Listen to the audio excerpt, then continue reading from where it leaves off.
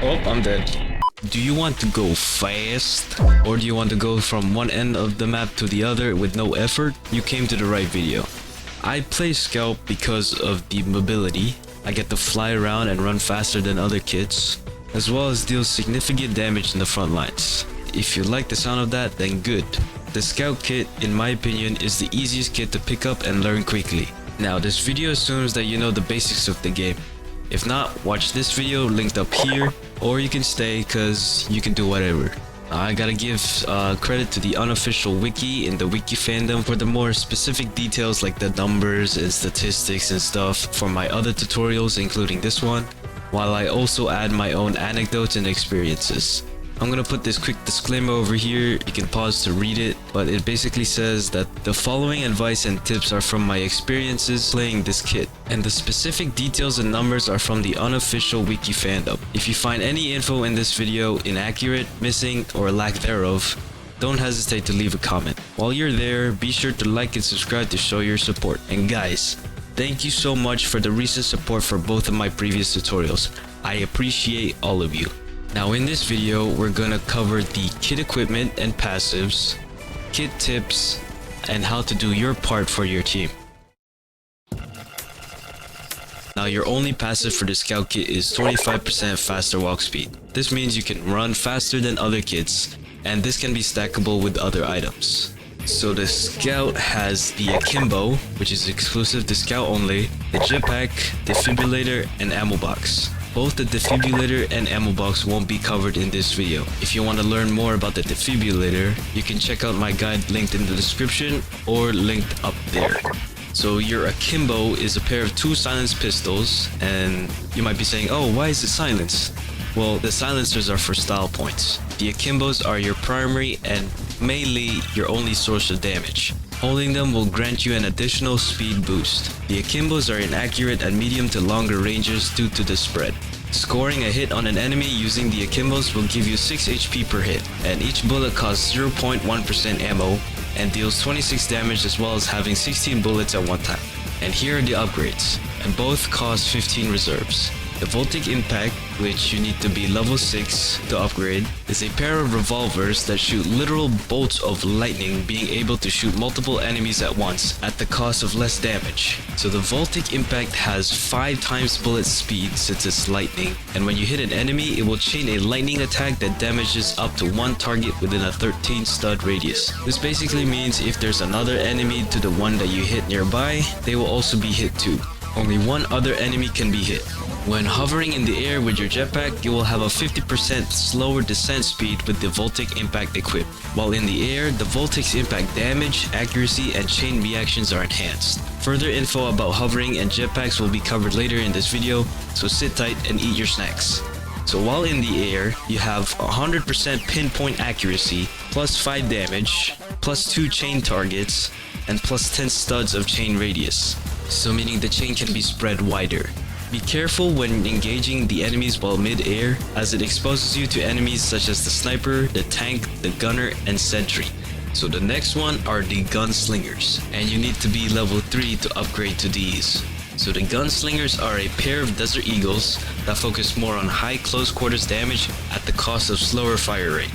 So the gunslingers damage per hit increases based on how close you are to the enemy, and it also increases based on how fast you are going. You can maximize your damage while strafing near enemies while shooting them, but be sure to hit your shots like always. When you hit an enemy, you get a 20% speed boost for 3 seconds. However, according to the upgrade stats, you have a -4 base damage penalty. With a slower fire rate, be mindful that this will slow down your health regeneration also, so keep that in mind. Now onto the jetpack. Scouts already have this as part of their equipment, otherwise it costs 20 reserves in the armory for other kits. It's a very good mobility item to travel distances in a short amount of time, and you use left click to propel yourself. There are different modes of the jetpack and can be cycled through by pressing R. In the camera mode, your thrust depends on where your camera is pointed to. In movement, the thrust depends on whichever WASD key is being used. And in velocity, your thrust depends on which direction you're moving in that moment. If you're standing still, you will be launched upwards. The jetpack has 2 charges that are used for propelling. They will recharge after 5.5 seconds per charge. On death, all charges will be depleted. In midair, you can hold left shift to slow down your descent, even when you didn't equip your jetpack. However, this will prevent any charges from regenerating. You can use your jetpack to move in closer and to use your pistols more efficiently, as well as retreating back away from danger. When used effectively, you can live longer by escaping attacks that would prove fatal without the jetpack. And so here are the upgrades, and both cause 17 reserves. The arrow rig, which you need to be level 2, changes the jetpack's boosts for a gas-powered mechanism with blades attached to your arms for ramming and slicing your enemies into pieces. You can live out your ODM gear dreams with this item, you freaking weeb. Here's how it works. Left-clicking on a surface will attach a grappling hook to the target area, pulling you towards it. Using the W, A, S, and D keys will adjust your flight path while moving. Making contact with an unarmored enemy will slash them using the blades for up to 150 damage depending on your speed. Killing an enemy will give you 50 HP. As you fly around, your fuel bar will go down. Once out, you will have to wait for the overheat to go away. This takes around 5 seconds, and your fuel bar will regenerate after 7 seconds total. Damaging enemies will generate fuel 40% of the damage that was done. For every 800 damage you deal, your blades will break and will be replenished, costing 1% ammo. Using the speed and mobility of the arrow rig, it can be used to zoom around the map quickly for any purpose. The speed can even be used to dodge tank lasers and sniper shots when moving from a far enough distance, although I did not test this fully. Be sure to have some distance between you and the enemy before slicing into them. This is to achieve a one-hit kill. If this is not possible, this will require multiple slashes to kill the enemy. Be careful when trying to attack enemies like the Cloaker, Shielder, and Saboteur, as one mistake can prove fatal. The Cloaker and Shielder can take advantage of your falter to kick or blast you respectively. The Saboteur's landmines can be dangerous as arrow rig tends to drag you on the floor when moving around a flat area. Next is terminal velocity, and you have to be level 4 to unlock this. This upgrade improves the jetpack's qualities with increased power, boost capacity, faster charge time, and a new ability of performing an explosive slam. This is basically the jetpack on steroids. The terminal velocity has a capacity of 3 charges instead of 2, and it takes 2.5 seconds to restore 1 charge. Like the jetpack, you can hover while in the air. When in the air, pressing Q will quickly slam you into the ground, dealing damage to nearby enemies based on how far they were from the explosion. This will also send them straight into the air, stunning them briefly. Killing enemies with this slam ability will restore some amount of HP. If you slam into a noob while they are in the air, you will deal 400 damage to them. That's a lot of damage! Damage from the slam attack doesn't depend on flight or distance like the arrow rig, and you can use it right in front of the enemy. Holding the jump button when hitting the ground will cause you to bounce back into the air. Using the rebound can allow you to attack cloakers and shielders before they can attack you.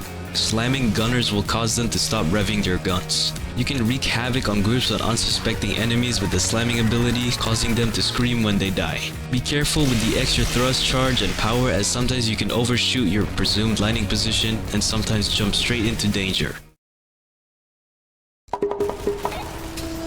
This kit, in my opinion, is the easiest kit to pick up and learn with the simple run and gun mechanics. The most complicated aspect of the scout kit is getting used to the jetpack. As the most mobile kit, gameplay mainly consists of moving and shooting. Kevin, what are we gonna do? You gonna float like a butterfly and sting like a bee? You are a bit more fragile than other kits like the medic and assault, but using the self-heal from your pistols can help you greatly. I highly recommend that you buy a melee weapon to increase your walk speed even further, making it easier to fight off weaker enemies to help conserve ammo. Be sure to keep up with your health by hitting your shots, and try not to get into fights with too many enemies as they can overwhelm your self-healing easily. Be aware of anywhere you're going to jetpack to. To maximize speed, use the boosts in quick succession. The scout kit performs well against bosses due to being able to heal off shooting them. Combining this with your jetpack can help you keep your distance from bosses and even reach your teammates to revive them. Even though I said you were a bit fragile than other kits, your job is to go on the offensive. Help out your teammates by flanking the enemy using your enhanced mobility to pick off any dangerous enemies. Keep an eye out for your surroundings to avoid any surprise attacks. If there's a boss, keep most of your focus on them, with the priority of taking them down. Use your self-healing ability to tank more damage from bosses. Now, with all that being said, here is a compilation of all the footage I have gathered for this video, so enjoy the rest of the video.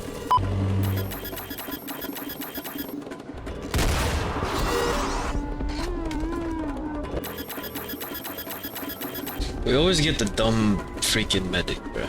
You should he should really watch my guide on it. Huh? What are what here? Infantry?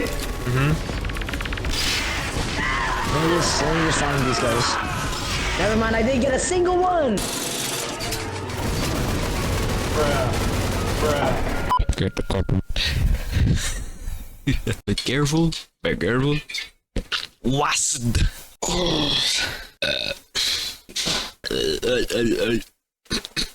Before. Oh, shucks. Get deep.